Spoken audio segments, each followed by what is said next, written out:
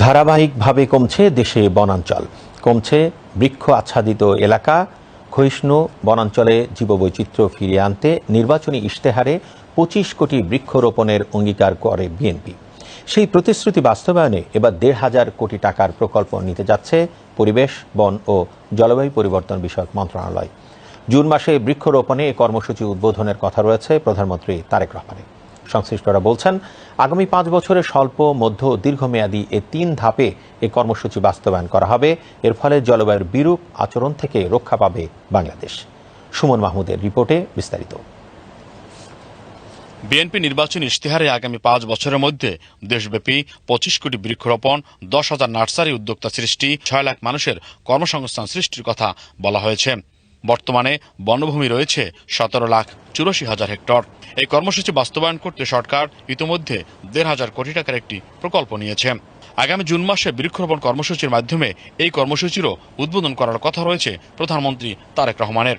দেশের প্রতিটি অঞ্চলের স্বতন্ত্র ভূপ্রাকৃতিক বৈশিষ্ট্য, পরিবেশগত প্রয়োজনীয়তা ও আর্থসামাজিক প্রেক্ষাপট বিবেচনা নিয়ে ২৫ কোটি বৃক্ষরোপণকে ৬টি খাতে ভাগ করা হয়েছে, যা আগামী ৫ বছরের মধ্যে স্বল্প, মধ্য ও দীর্ঘমেয়াদী এ ৩ ধাপে বাস্তবায়ন করবে পরিবেশ, বন ও জলবায়ু পরিবর্তন বিষয়ক মন্ত্রণালয়। বিশেষজ্ঞরা বলছেন, এই মহৎ উদ্যোগের ফলে জলবায়ুর বিরূপ আচরণ থেকে রক্ষা পাওয়া পাশাপাশি নানা ধরনের প্রাকৃতিক দুর্যোগের হাত থেকেও রক্ষা পাবে। দেশে ২৫% যে বনভূমি যে লক্ষ্যমাত্রা, সেই লক্ষ্যমাত্রা আমরা নাই। তাহলে সরকারের যে ৫ বছরে ২৫ কোটি বৃক্ষ, এটা কিন্তু যুগান্তকারী পদক্ষেপ এই কারণে যে এটা শুধু বৃক্ষর বিষয় না। বৃক্ষ যেমন পরিবেশে তাপমাত্রা কমাবে, পরিবেশে অক্সিজেনের যে সাপ্লাইটা বাড়ায়, ঠিক তেমনি বৃক্ষের সাথে কিন্তু বায়োডাইভার্সিটি সম্পর্ক আছে। বৃক্ষের সাথে আপনার হচ্ছে যে পাখপাখালি থেকে শুরু করে কীট পতঙ্গ, সবাই মিলে যে ইকোসিস্টেম, সেই ইকোসিস্টেমটাকে রক্ষা করার জন্য বৃক্ষরোপণ খুবই গুরুত্বপূর্ণ। পাশাপাশি আপনি যদি সঠিক জায়গাতে বৃক্ষরোপণ করা যায়, তাহলে নদীর পাড় রক্ষা থেকে শুরু করে আপনার হচ্ছে যে নান্দনিক পরিবেশ তৈরি করা, সেই কাজগুলোতে লাগবে। সেই জন্য বৃক্ষরোপণটা সবসময় আমরা বলি যে বৃক্ষরোপণটা একটা দেশের প্রাধিকার হওয়া উচিত। কিন্তু দুঃখজনক যে আমরা অনেক সময় অনেক প্রকল্পের নাম দিয়ে বৃক্ষ কেটেছি এবং সেই বৃক্ষগুলো কাটার পরে অনেক সময় জাস্ট লোক দেখানোর জন্য বৃক্ষ লাগিয়েছি, কিন্তু সেটা আবার দেখাচ্ছে বিদেশি বৃক্ষ। নগরের বায়ু দূষণ ও তাপমাত্রা কমাতে রোপণ করা হবে ১,২৫,০০,০০০ গাছের চারা। এছাড়া কাঠ, কাগজ, পার্টিকেল বোর্ডের চাহিদা মেটাতে উৎপাদনমুখী বনায়ন করা হবে এ কর্মসূচির আওতায়। এতে প্রাকৃতিক বনের গাছের উপর চাপ কমবে। আর গত ১ দশকে ১ লাখ হেক্টর বনভূমি কমেছে।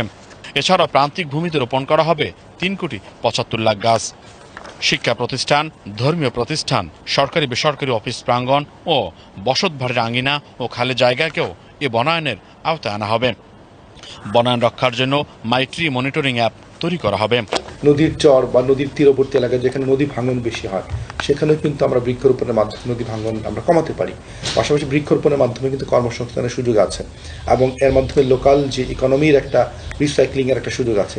সবগুলো সম্ভাবনাকে কাজে লাগাতে পারলে বৃক্ষরোপণ আমাদের প্রাকৃতিক দুর্যোগ কমাতে পারবে এবং পাশাপাশি স্থানীয় অর্থনীতি এবং পরিবেশ রক্ষা ব্যাপক একটা সম্ভাবনা তৈরি করবে। বৃক্ষরোপণ বা এই ধরনের অনেক প্রকল্প কিন্তু পরিকল্পনাহীনভাবে চলেছে এবং যার ফলে সেটা কাজে আসেনি।